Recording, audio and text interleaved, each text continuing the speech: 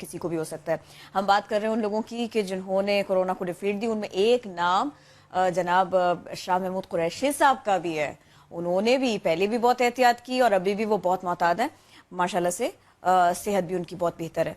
तो अब हम कोशिश करते हैं कि हम उनसे बात करें, लेकिन मामला रहेगा भारत का, भारत के रवैयों का, पाकिस्तान के किरदार का। हम पाकिस्तान बार बार ऐसे रवैये का इजहार करता है कि जिसके बाद आलमी दुनिया ये कहने पर मजबूर हो जाती है कि तरीका तो यही है अमन के रास्ते पर चलने का, सिफारतकारी करने का।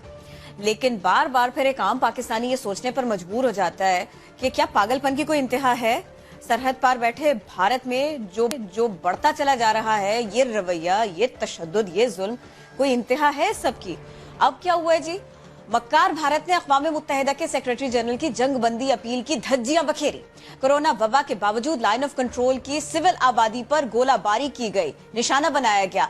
मकबूजा आबादी में देखिए आग और खून का खेल जारी है। गैर मुल्की मीडिया और यूएन मिलिट्री मिशन को भी एलओसी मुतासरीन से मिलने की इजाजत न दी।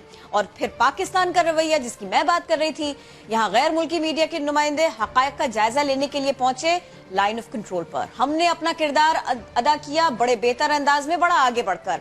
वजीर खारिजा शाह महमूद कुरैशी साहब हमको ज्वाइन कर चुके। अब हम इस सिलसिले में उनसे बात करते हैं। शाह साहब गुड मॉर्निंग। सबसे पहले आपसे भी जानना चाहेंगे आपकी सेहत कैसी है?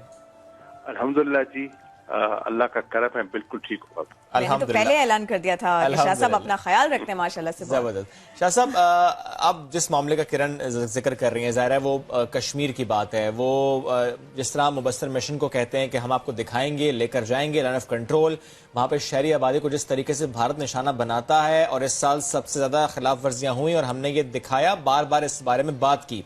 शाह साहब मुझे बताइएगा कितना अहम ये दौरा था और इससे कितना फायदा होगा पाकिस्तान के मौक़िफ़ को? यकीनन ये दौरा अहम था, क्योंकि ये वो लोग हैं जो इंडिपेंडेंटली अपनी राय कायम करते हैं, लिखते हैं और इंटरनेशनल ऑडियंस को बाखबर रखते हैं। अब देखिए, एक दोहरा मयार आपके सामने आ गया।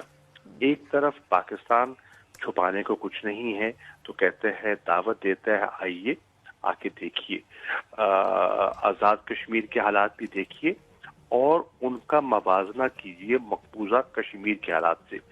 क्या भारत मकबूजा कश्मीर में इंडिपेंडेंट जर्नलिस्ट को, ऑब्जर्वर्स को वहां जाने की इजाजत देता है? देगा? न देता है, न देगा। क्यों? इसलिए कि वो लोगों से हकायक छुपाना चाहता है और हमें हकायक बताने से कोई खौफ नहीं है।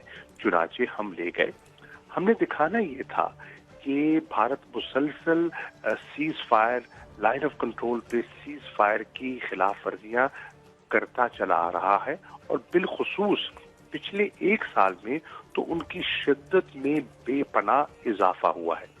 निशाना बनाते हैं वो मासूम निहत्ते शहरियों को, फौज को टारगेट नहीं करते, आम शहरियों को टारगेट करते हैं जो लाइन ऑफ कंट्रोल के इस पार रहते हैं।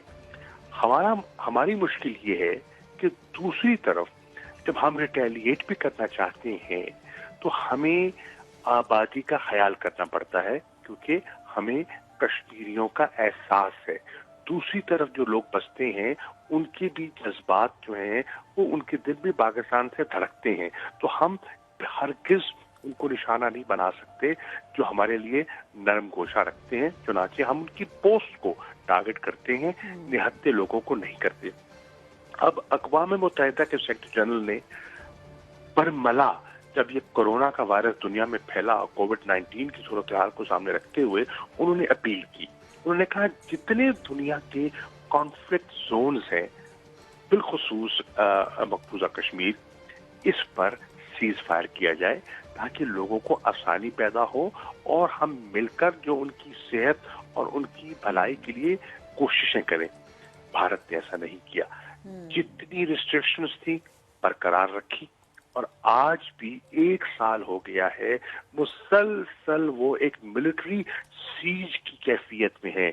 हर 8 कश्मीरियों पर एक भारतीय फौजी तैनात है। इतनी दुनिया में मिलिट्री कंसंट्रेशन जो है, डिप्लॉयमेंट कहीं नहीं है जो आपको मकबूजा कश्मीर पे दिखाई देती है। अब بات یہ ہے کہ اقوام متحدہ نے اپنے آبزرورز بھی تعینات کر رکھے ہیں. ان آبزرورز کا مقصد کیا ہے جو ملٹری آبزرورز ہے؟ تاکہ پیس اینڈ سیکیورٹی کو انشور کرے. انہوں نے ان کی ایکٹیویٹیز کو محدود کر دیا ہے, ان کو باہر نکلنے نہیں دیتے. ہمارے ہاں کوئی پابندی نہیں ہے, وہ ان کو محدود کر کے رکھتے ہیں تاکہ وہ صحیح رپورٹ نہ کر سکے. تو وہ اقوام متحدہ جس کی ذمہ داری ہے وہاں پیس اینڈ سیکیورٹی کو انشور کرنا, اس کے ہاتھ بھی باندھ دیتے ہیں. سیکریٹری جنرل اپیل کرتے ہیں, انہیں بھی موقع نہیں دیتے, سویلینز کو ٹارگٹ کرتے ہیں. انشاءاللہ پیر کے روز اقوام متحدہ کے جنرل اسمبلی کے صدر پاکستان تشریف لا رہے ہیں اور میری ان سے 2 طرفہ ملاقات ہوگی. تو جو نئی مقبوضہ کشمیر کی صورتحال ہے میں انہیں اعتماد میں بھی لوں گا اور پاکستان کا موقف ان کی خدمت پہ پیش بھی کروں گا. سر یہ تو ایک معاملہ ہو گیا, اب پلیز ذرا تھوڑا سا یہ بتائیے گا, یہ ہم سبھی جانتے ہیں کہ بنگلہ دیش میں کورونا سے بڑا ڈیمیج ہوا, وہاں پر بہت لوگوں کی جانیں گئیں, تو وزیر اعظم کا وہاں پر ٹیلی فونک رابطہ ہونا اور پھر اس کے بعد میں یہ ساری کی ساری ان کی بہت پازیٹیو باتیں ہونا, ان کو دعوت دینا. سر ایک تو یہ کہ پاکستان کے بنگلہ دیش کے ساتھ میں تعلقات, دوسرا یہ کہ یہ خطے کے لیے کتنا امپورٹنٹ ہے کہ 2 ممالک اس طرح سے آئیں, اور پھر تیسرے یہ کہ بھارت کو اس پر بھی تکلیف رہی ہے. پچھلے ہفتے سے اب تک ہم نے یہی دیکھا. سر دیکھیے بنگلہ دیش کے ساتھ ہم اچھے تعلقات چاہتے ہیں. ہم کیا کہہ رہے ہیں؟ ہم کہہ رہے ہیں ہمیں ماضی کی تلخیوں کو بھلا کر مستقبل کے بارے میں سوچنا چاہیے. جو حقیقت ہے اس کو آپ نے بھی تسلیم کر لیا, ہم نے بھی تسلیم کر لیا. آئیے مل کر دیکھیں اس خطے کی بہتری کے لیے ہم سارک کا فورم ہے اور فورمز ہیں, کنیکٹیویٹی ہے, ٹورزم ہے, ٹریڈ ہے, کس طرح ہم بہتری لا سکتے ہیں. ہماری خواہش ہے کہ بنگلہ دیش کے ساتھ ہمارے تعلقات اچھے ہوں. ہم نے ایک نیا سفیر بھی وہاں تعینات کیا ہے اور ایک اچھا جسے کہتے ہیں نا ایک فعال ڈپلومیٹ وہاں بھیجا ہے, اور ارادہ یہی ہے اور کوشش یہی ہے کہ ڈھاکہ کے ساتھ اپنے تعلقات کو بہتر کریں. دوسری طرف آپ دیکھ رہے ہیں کہ بھارت کا بتدریج اپنے ہمسایوں کے ساتھ تعلقات بگڑ رہے ہیں.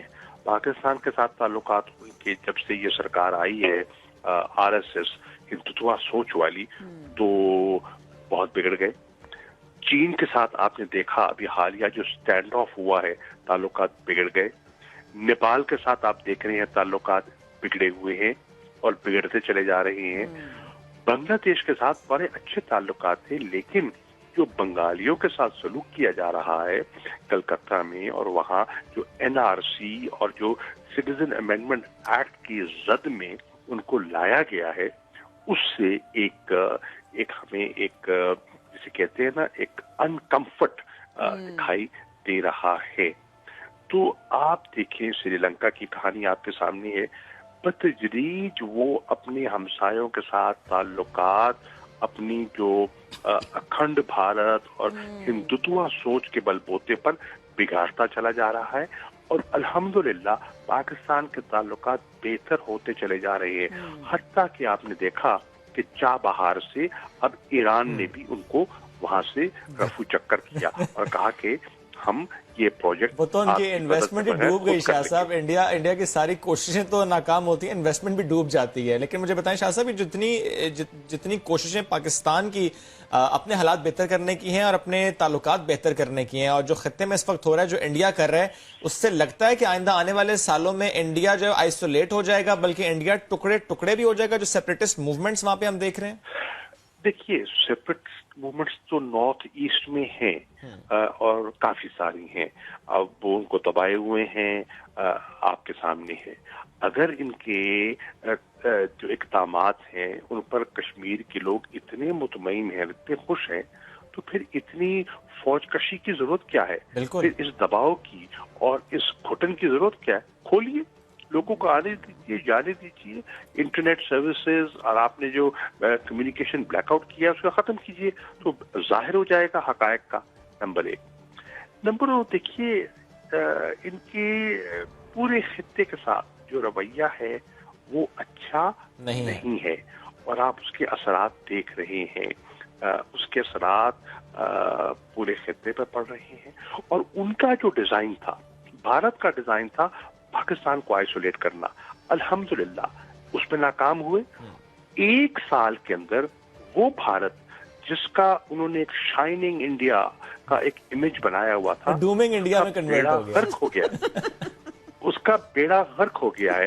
اور آج انڈیا کا جو انٹرنیشنل امیج جتنا برباد آج ہوا ہے، دلی کا جو میسکر ہے اور جو دلی کے حالات ہیں جو ابھی انہوں نے مسلمانوں کو نشانہ بنایا، اس کو آپ سامنے رکھ لیں، سٹیزن امینڈمنٹ ایکٹ کو سامنے رکھ لیں، مقبوضہ کشمیر کی کیفیت کو سامنے رکھ لیں، NRC کو سامنے رکھ لیں، اور اب جو کووڈ پر جو انہوں نے مس ہینڈل کیا ہے، اس وقت جس تیزی سے کرونا وائرس ہندوستان میں پھیل رہا ہے اور ایگزیکٹلی انہیں چاہیے فوکس اس پر کریں. یہ اس وقت ضرورت اسی بات کے فوکس اس پر کریں. شاہ صاحب، یہ تو ہم نے بات کر لی جو اس وقت ریجن میں ہو رہا ہے، جو اس وقت بھارت کر رہا ہے. ایک آخری بات میں آپ سے کرنا چاہ رہا ہوں، وہ آپ سے متعلق ہے، کیونکہ سر کچھ الزامات آپ پر لگائے گئے اور وہ الزامات آپ ہی کے ایک MNA احمد حسین صاحب کی طرف سے لگائے گئے تھے، اور سر پارٹی کی ڈسپلنری کمیٹی نے ان کو کلین چٹ دی. اس پر رسپونڈ کرنا چاہیں گے سر؟ دیکھیے، پہلی بات تو یہ ہے کہ بچگانہ چیز تھی، وہ اتنی غیر ذمہ دارانہ گفتگو ہے کہ اس پہ کامنٹ کرنا بھی وقت کا ضیاع ہوگا.